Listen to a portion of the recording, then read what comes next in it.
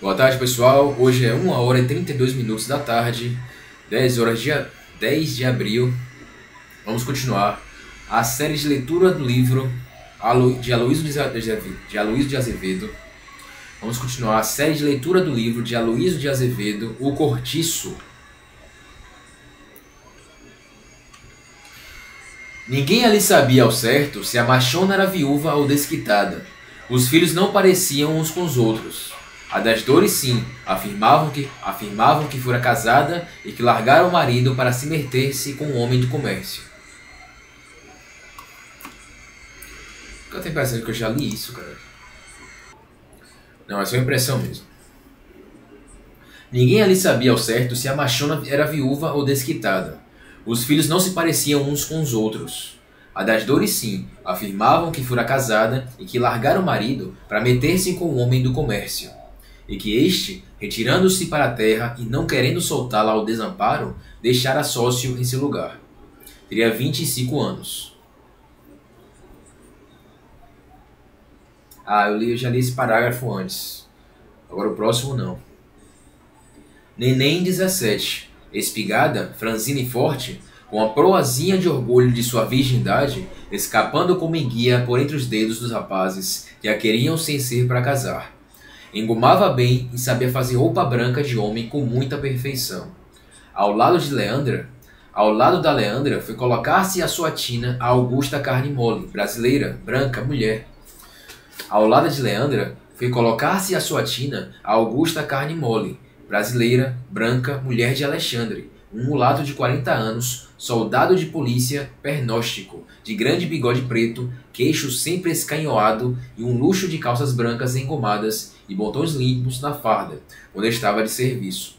Também tinham filhos, mas ainda pequenos, uns dos quais a Juju vivia na cidade com a madrinha que se encarregava dela.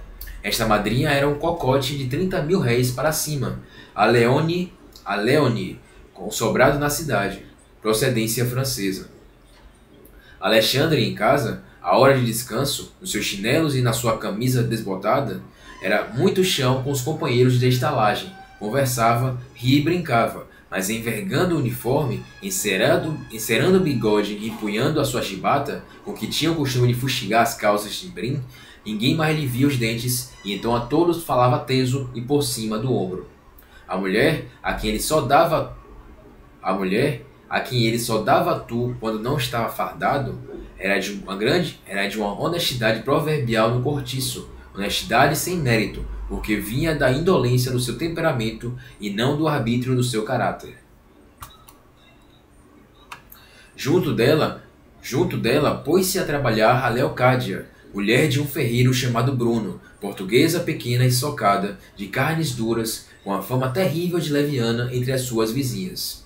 Seguia-se a Paula, uma cabocla velha, meio idiota, a quem se respeitavam todos pelas virtudes de que só ela dispunha para benzer eripicelas e cortar febres por meio de rezas e feitiçarias. Era extremamente feia, grossa, triste, com olhos desvairados, dentes cortados à navalha, formando ponta, com dentes de cão, cabelos lisos, escorridos e ainda retintos apesar da idade. Chamavam-lhe bruxa. Depois seguiam-se a Marciana e mais a sua filha Florinda. A primeira, mulata antiga, muito séria e asseada em exagero. A sua casa estava sempre úmida das consecutivas lavagens. Em lhe apanhando o mau humor, punha-se logo a espanar, a varrer febrilmente, e quando a raiva era grande, corria a buscar um balde de água e descarregava-o com fúria pelo chão da sala. A filha tinha 15 anos, a pele de um moreno quente, beijos sensuais, bonitos dentes, olhos luxuriosos de macaca. Toda ela estava a pedir homem, mas sustentava ainda sua virgindade e não cedia, nem à mão de Deus Padre, aos rogos de João Romão, a que a desejava apanhar a troco de pequenas concessões, na medida e no peso das compras que Florinda fazia diariamente à venda. Depois via-se a velha Isabel, isto é, Dona Isabel, porque ali na estalagem lhe dispensavam todos certa consideração, privilegiada pelas suas maneiras graves de pessoa que já teve tratamento.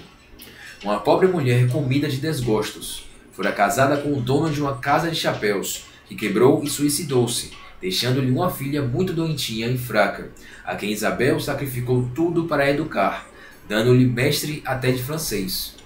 Tinha uma cara macilenta de velha portuguesa devota, que já foi gorda, bochechas moles de pelancas rechupadas, que lhe pendiam dos cantos da boca como saquinhos vazios.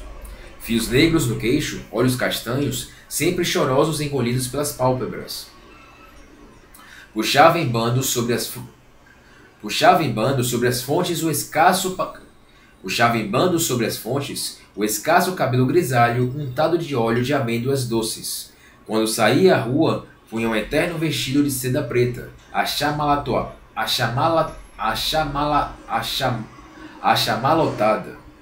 Quando saía à rua, punha um eterno vestido de seda preta, achamalotada, cuja saia não fazia rugas, e um chale encarnado que lhe dava a todo o corpo um feitio piramidal. Da sua passada grandeza, só lhe ficara uma caixa de rapé de ouro, na qual a inconsolável senhora pitadeava agora, suspirando a cada pitada. A filha era a flor do cortiço, chamavam-lhe Pombinha, bonita, posto que enfermiça e nervosa ao último ponto, loura, muito pálida, com os modos de menina de boa família. A mãe não lhe permitia lavar, nem engomar, mesmo porque o médico a proibira expressamente. Tinha o seu noivo, o João da Costa, moço do comércio, estimado do patrão e dos colegas, com muito futuro, e que adorava e conhecia desde pequenita. Mas Dona Isabel não queria que o casamento se fizesse já. É que Pombinha, orçando aliás pelos 18 anos, não tinha ainda pago à natureza o cruento tributo da puberdade, apesar do zelo da velha e dos sacrifícios que esta fazia para cumprir à risca as prescrições do médico e não faltar à filha o menor desvelo.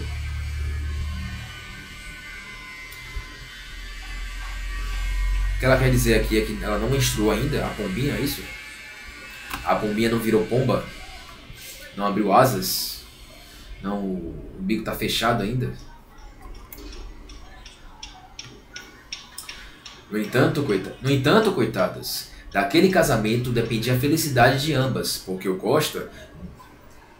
No entanto, coitadas, daquele casamento dependia a felicidade de ambas, porque o Costa, bem empregado como se achava em casa de um tio seu, de quem mais tarde havia de ser sócio, tensionava logo que mudasse de estado, restituí-las ao seu primitivo círculo social. A pobre velha desesperava-se com o fato e pedia a Deus, todas as noites, antes de dormir, que as protegesse e conferisse à filha uma graça tão simples que ele fazia, sem distinção de merecimento, a quantas raparigas havia pelo mundo.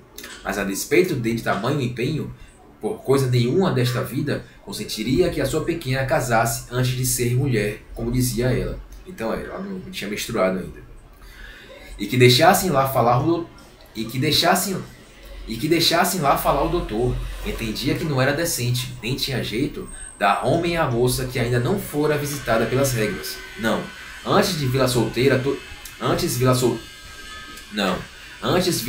toda a vida e ficarem ambas curtindo para sempre aquele inferno da estalagem.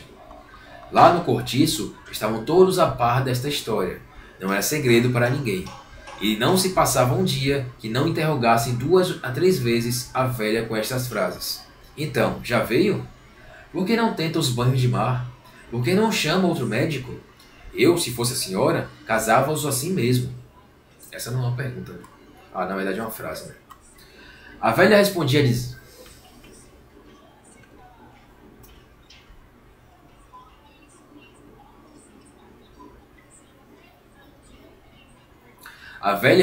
dizendo que a felicidade não se fizera para ela, e suspirava resignada. Quando Costa aparecia depois da sua obrigação para visitar a noiva, os moradores da estalagem cumprimentavam-o em silêncio, com respeitoso ar de lástima e piedade, empenhados tacitamente por aquele caiporismo, contra o qual não valiam nem mesmo as virtudes da bruxa. Pombinha era muito querida por toda aquela gente. Era quem lhe escrevia as cartas, quem em geral fazia o rol para as lavandeiras, quem tirava as contas, quem lia o jornal para os que fizessem ouvir. Prezavam-na com muito respeito e davam-lhe presentes, o que lhe permitia certo luxo relativo. Andava sempre de botinhas ou sapatinhos com meias de cor, seu vestido de chita engomado. Tinha suas joiazinhas para sair à rua, e aos domingos, quem a encontrasse à missa na igreja de São João Batista não seria capaz de desconfiar que ela morava em Cortiço. Então vamos terminar aqui esse episódio de leitura de livros de O Cortiço, de Aloísio de Azevedo. Então até o próximo episódio. Até mais.